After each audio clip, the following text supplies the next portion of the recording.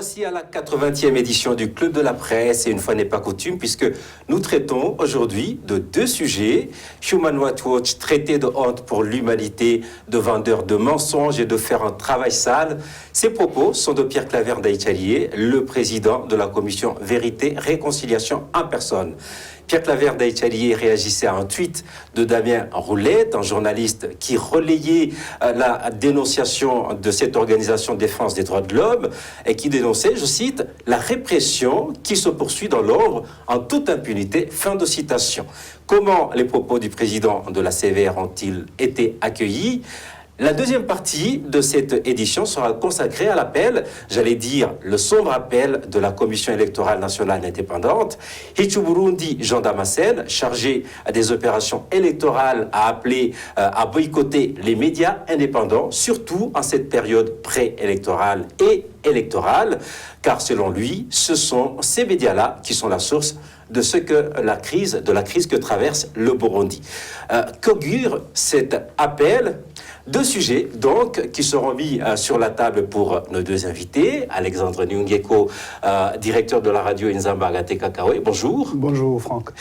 Nous sommes également avec Maître Armel Nyongere, président de l'association Action chrétienne pour l'abolition de la torture ACAT Burundi. Bonjour, Maître. Bonjour.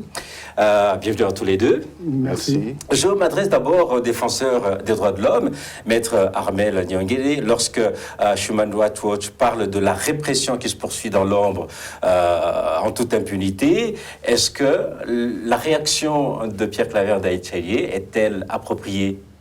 Non, c'est vraiment une honte. Et les propos prononcés par un président de la Commission Vérité et Réconciliation. Et cela montre que Pierre-Claver Ndayitarié n'a pas de profil moral pour diriger une commission Vérité et Réconciliation. Et vous pensez donc que cela peut influer dans sa manière de travailler ou il annonce la couleur? Oui, il annonce la couleur. Il a déjà démontré bel et bien qu'il n'est pas du tout indépendant. Et c'est vraiment une honte qu'il s'attaque à une organisation internationale comme Human Rights Watch, qui a déjà fait beaucoup d'enquêtes, beaucoup de rapports sur la situation du Burundi. Mais plutôt, il devrait penser à voir comment collaborer avec cette organisation internationale et avoir beaucoup d'informations dans son travail. Mais quand vous dites qu'il a déjà démontré dans le passé qu'il n'était pas indépendant, qu'est-ce que vous voulez dire exactement?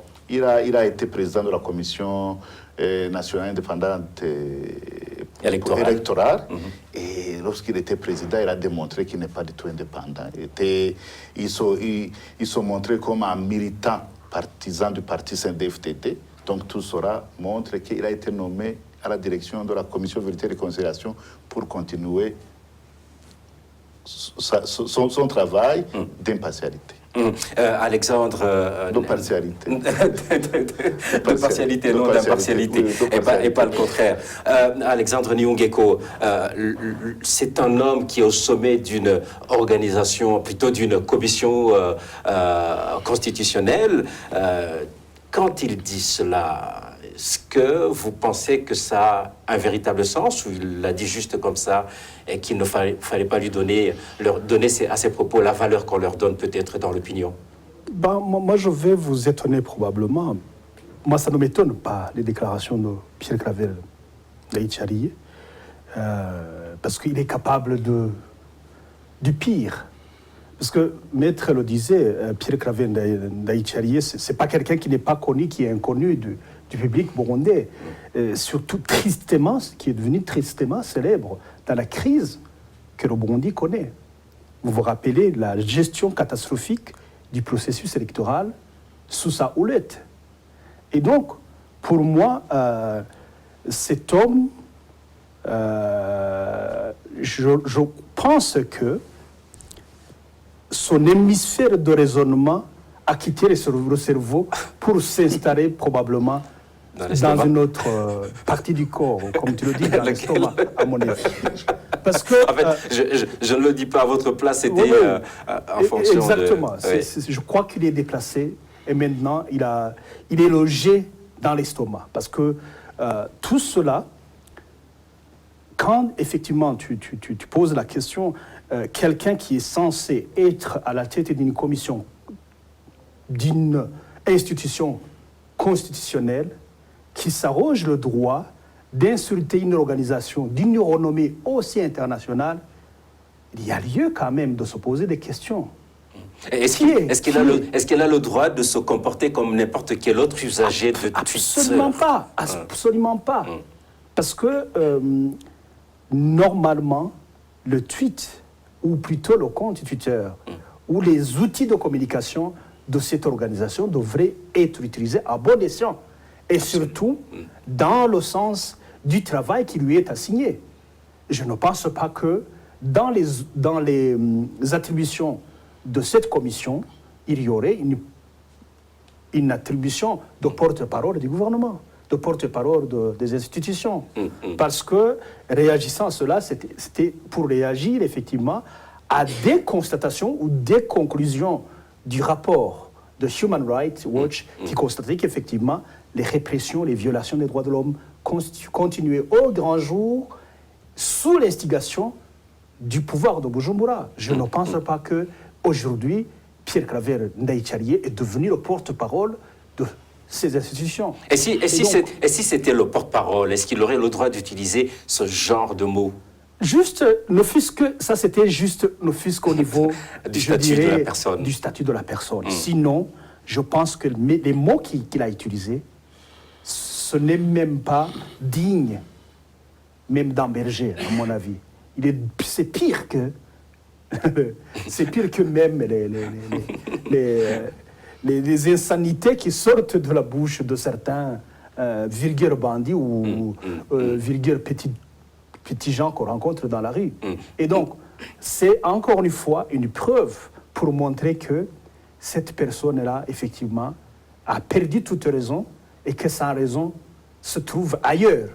Ailleurs, probablement, que les spécialistes devraient vraiment analyser pour nous montrer comment... Est-ce que vous n'allez pas trop loin? Vous n'êtes pas en train de réagir à des insultes par d'autres insultes? Je n'insulte personne. Moi, je fais qu'une constatation. Je demande plutôt que les spécialistes puissent nous aider à décortiquer ce genre de réaction des hommes. Parce qu'à mon avis, comment est-ce qu'on peut perdre toute sa raison vraiment? Parce que Prenons une chose simple. En tant que président de la CFR, tu as besoin de développer des relations avec des organisations pour avoir des appuis, pour avoir de bonnes relations sur le plan même diplomatique. S'attaquer à une organisation comme Human Rights Watch, et surtout quand on ne donne pas, à supposer même qu'il était porte-parole, pour démentir. Au lieu de sortir des insanités, il fallait démentir le rapport. Le rapport qui, dans ces lignes, montre qu'il y a des milliers de gens qui croupissent en prison pour n'avoir commis d'autres crimes que celui de ne pas être du CNDD-FDD. Des milliers de gens qui ont été tués, des familles entières qui ne peuvent même pas faire le deuil parce qu'elles ne savent pas où se trouvent les leurs. Malheureusement, voilà. Et tu utilises des mots comme ça juste pour dire, voilà, vendeur de mensonges. Donc il aurait fallu qu'il apporte une preuve contraire à ce qui est avancé. Même si ce n'était pas dans ses attributions. Parce que là, normalement, il devait... malheureusement, c'est le même langage. C'est le même langage que nous entendons quand nous allons à Genève lors de la... Justement, c'est ce que j'allais dire. Là où c'est une contradiction quand vous dites que les mots qu'il a utilisés sont extrêmement graves, et pourtant ce n'est pas la première fois que ce type de mots sont utilisés, notamment à l'endroit des défenseurs des droits humains burundais, quand ils vont dans des rencontres internationales sur des rapports, sur des documents, justement, qui dénoncent ce qui se fait au Burundi. Les représentants du gouvernement utilisent ce type de termes. Oui, ce n'est pas contradictoire. Comme tu dis que c'est contradictoire, je vais juste glisser un mot. Ce n'est pas contradictoire. On n'avait jamais entendu alors de la bouche d'un président de la CVR avancer ce genre d'argument. Tout à fait. Donc c'est une première. Voilà, vous avez tout à fait raison. Oui, effectivement, ce sont des propos qui montrent bel et bien que ce sont des gens qui n'ont pas d'argument. lorsqu'on dit qu'il y a des violations des droits de l'homme, au lieu de s'attaquer à des organisations qui feront monitoring des violations des droits de l'homme, il faut faire un contre-rapport. Il faut donner des arguments fondés. Mais s'attaquer au travail de défenseurs des droits de l'homme, des organisations qui feront monitoring, qui montrent bel et bien ce qui se passe dans le pays, c'est un manque d'arguments. C'est un manque d'arguments. Et puis, personne ne nie pas qu'il y a des violations des droits de l'homme au Burundi. Pourquoi on a mis en place une commission d'enquête sur le Burundi? C'est parce qu'il y a des violations graves qui sont commises. Pourquoi il y a l'ouverture de l'enquête de la CPI? C'est parce qu'il est en train d'être commis des crimes contre l'humanité. Donc, s'attaquer à une organisation nommée internationale comme Human Rights Watch, qui a des preuves et des informations pour aider la réconciliation des Burundais, en tant que président de la CVR, ça montre que tu es incapable de réconcilier le peuple burundais. Et comme il est en train de dire, il se coupe pratiquement les racines sous les pieds. Oui, c'est quelqu'un qui a déjà démontré dès le début, et lorsqu'il était président de la CENI, c'est quelqu'un qui défend les choses qui sont impossibles. C'est quelqu'un qui défend l'impossible. Il défend l'indéfendable. L'indéfendable. Il défend l'indéfendable souvent. Et puis c'est quelqu'un qui est utilisé par le pouvoir pour aller diriger des grandes commissions parce qu'ils savent bien que c'est quelqu'un qui n'est pas indépendant, c'est quelqu'un qui est manipulable. Donc, si je vous suis bien tous les deux, ça veut dire qu'en fait, les conséquences de tels propos, ce n'est pas seulement sur l'individu qui est Pierre Claver Ndayicariye en tant que président de l'institution, mais c'est pratiquement sur tout le Burundi qui va en payer, qui peut en payer les frais. C'est pour le Burundi, c'est pour l'institution qui préside. Ce n'est pas pour la personne. Parce qu'il devrait avoir un porte-parole qui devrait tweeter un président de la CV qui tweete, qui attaque, qui fait des insultes à l'endroit des partenaires. Human Rights Watch, c'est un partenaire de la CV. Parce qu'il ne pourrait pas y avoir des scrutins, des élections libres, indépendantes, sans avoir collaboré avec des parties prenantes, notamment la société civile, les médias et autres partenaires. Peut-être même que ça pourrait s'expliquer si les mêmes organisations insultaient le pouvoir en place, mais eux, ces organisations rapportent juste les faits, mais sans insulter ou qualifier le régime d'assassin, mais juste rapporter les faits. Non, il devrait plutôt avoir toutes ces informations provenant dans différents coins, notamment dans les rapports bien documentés de Human Rights Watch. C'est une organisation qui font des bons rapports, de rencontrer toute personne qui peut donner toute information liée à la crise burundaise, mais s'attaquer à Human Rights Watch est une grande organisation. Même le président Nkurunziza a reçu les chercheurs de Human Rights Watch en 2006, lorsqu'il y avait des massacres de Muyinga. Donc, son patron a reçu des chercheurs de Human Rights Watch parce qu'il savait bien que ce n'est pas n'importe quelle organisation.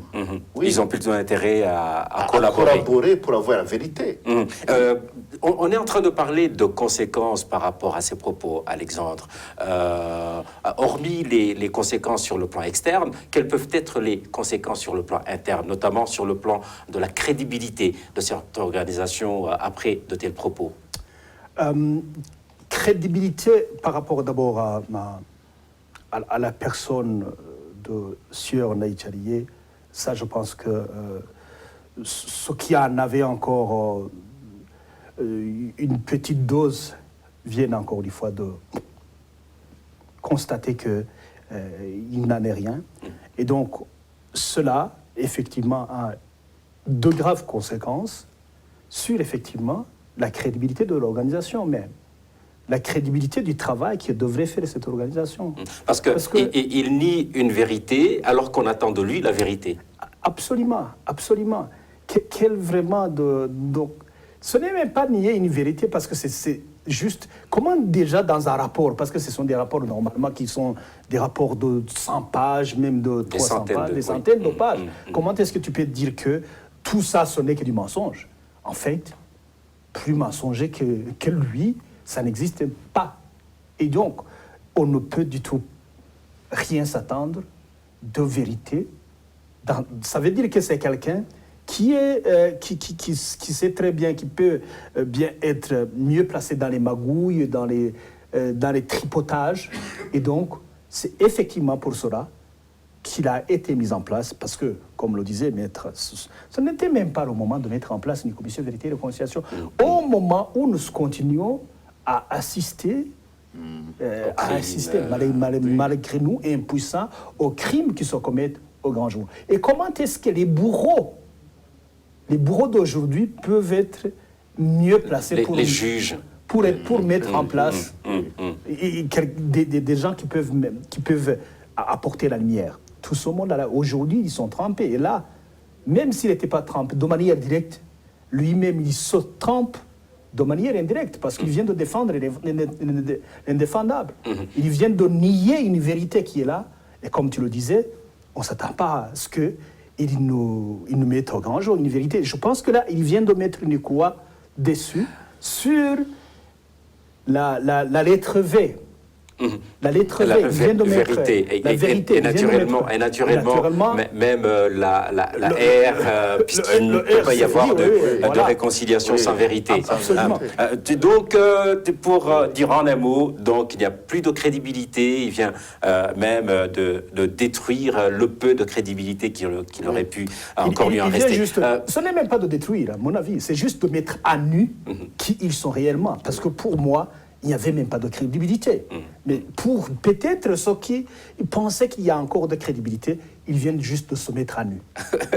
Voilà, c'est donc vous suivez l'émission Club de la presse et nous sommes avec deux invités sur ce plateau, Maître Armel Nyongele, le président de la CAD Burundi, et Alexandre Nyungeko, le directeur de la radio Inzamba Agate Kakawe. Dans cette deuxième partie, nous parlons d'un appel qui a été lancé par la Commission électorale nationale indépendante, la CENI, qui a appelé à boycotter les médias indépendants en disant que ce sont eux qui sont à la base de la crise que traverse le pays. Alexandre Nyongeko, est-ce que vous vous sentez visé? On ne s'en sent pas du tout visé. Moi, je vois plutôt le peuple burundais. Et quand je dis visé, c'est en tant que média en exil, et particulièrement en sachant que les médias qui ont été visés, c'est les médias indépendants. J'ai bien compris. Ce n'est pas nous qui sommes visés. C'est plutôt le public qui est visé. Parce que ça, c'est le pire déni du droit du public à l'information. Et ça, je voudrais rappeler à... tu le présentais comme... il s'appelle Anastase, je crois. Oui, Jean Anastase. Anastase. Parce qu'au début, tu disais Damascène, mais c'est plutôt Anastase. Ah oui. Ça doit être un lapsus. Oh, c'est un lapsus. Et donc, je suis très étonné d'apprendre, parce qu'après, je me suis dit, parce que je ne connaissais pas Sir Anastase, et puis après, j'ai appris que c'est un juriste de formation, qu'il a fait la carrière dans la magistrature, et qu'il aurait même dirigé un tribunal. Et je me dis, mon Dieu, finalement, est-ce que le pays a déjà comme celui-là quelqu'un qui est censé être un juriste de formation, qui devait connaître il n'est pas censé être, il l'est. Il est censé, parce que je vais y arriver, qui est censé connaître la loi et les droits plus que les autres, soit le premier à le nier. Parce que la Constitution burundaise, qui normalement devrait être la référence nationale sur le plan du droit, la Constitution reconnaît le droit à l'information, sans aucune restriction. Et voilà, messieurs, Anastase vient de fouler cela au pied.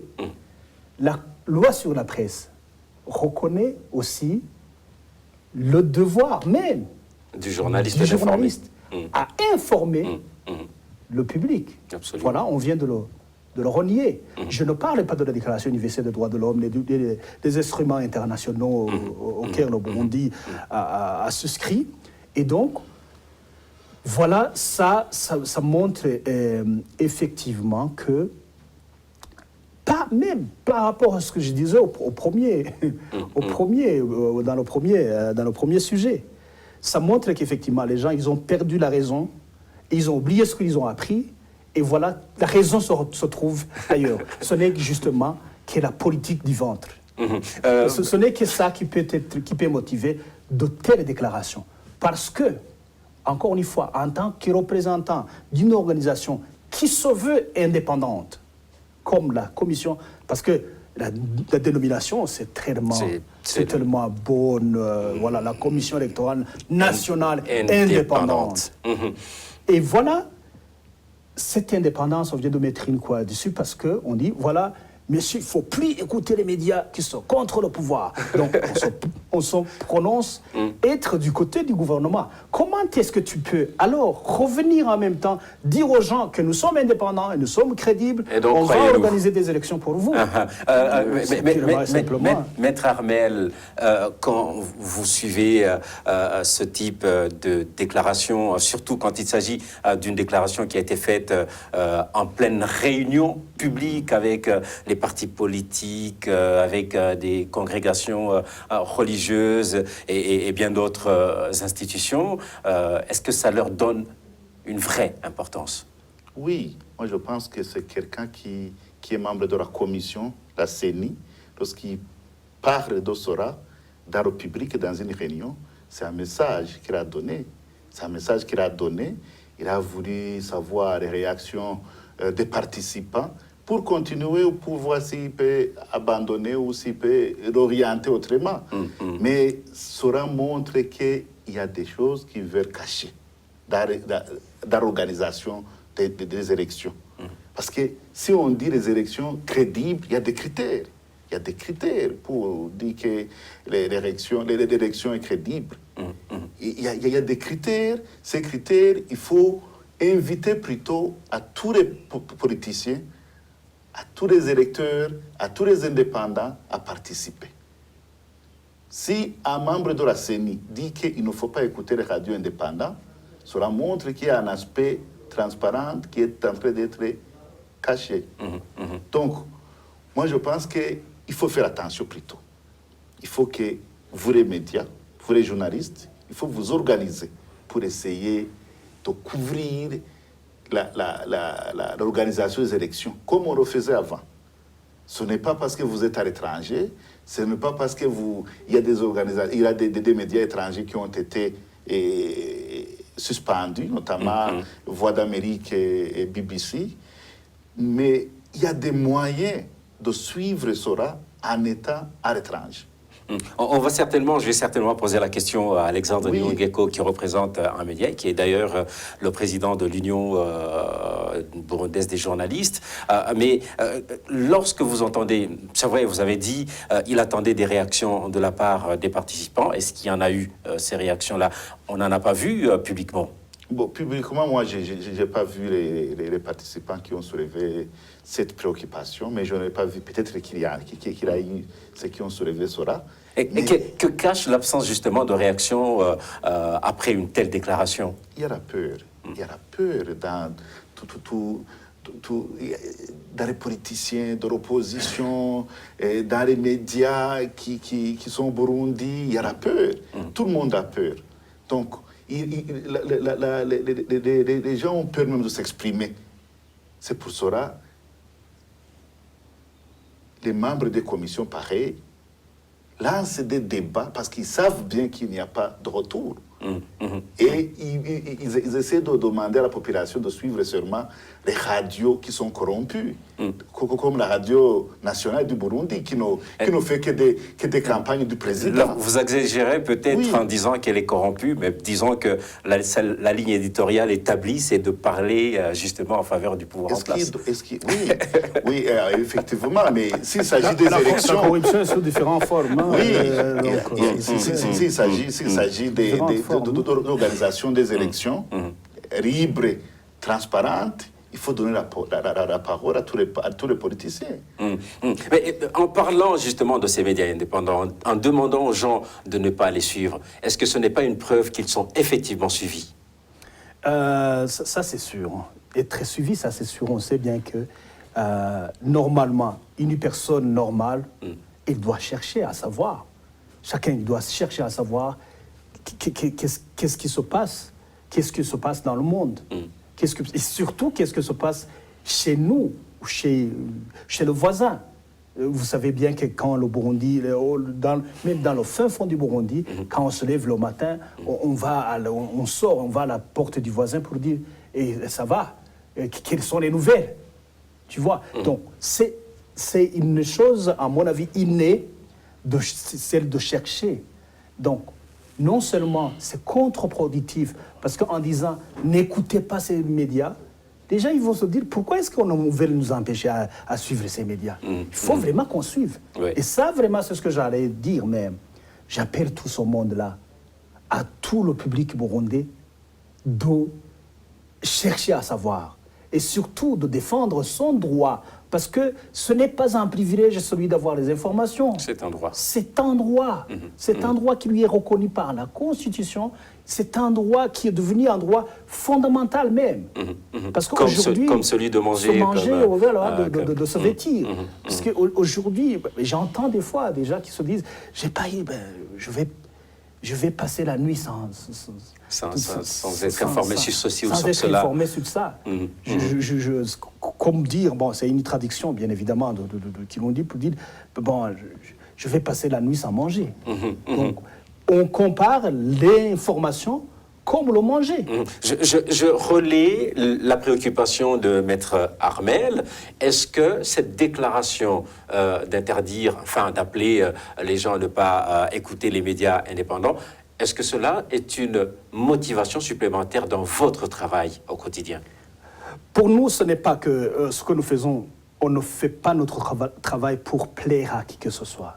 Nous faisons du travail pour le public, pour l'information du public, et bien évidemment aussi pour nous-mêmes. C'est pas, je ne vais pas dire qu'on le fait uniquement pour les autres. D'abord, c'est pour nous-mêmes, pour nous informer nous aussi, et quand on informe les autres, mais aussi c'est notre métier, c'est notre profession. Et donc, quand bien même ça plaît ou ça déplaît à qui que ce soit, le jour ne s'arrêtera pas de se lever, et la nuit ne s'arrêtera pas de tomber. On doit continuer notre travail. Et là, plutôt, je demande à ce public que nous servons, qui lui aussi les réclame, que nous puissions le servir, et le servir de la manière dont il le veut. Parce que aussi, ce n'est pas que ça. Maintenant, c'est devenu, il faut une certaine interaction. Et j'appelle le public à interagir avec nous, à nous dire, voilà, ceci... Avec la peur dont il a parlé? Oui, je sais, c'est très difficile. Mais vous savez, il faut savoir que la liberté, ça s'arrache. Ça ne se sert pas sur un plateau d'argent. Non. Donc, il faut arracher cette liberté. Il faut arracher ce droit vraiment à être informé. Je sais bien, c'est très difficile, mais ce n'est pas impossible.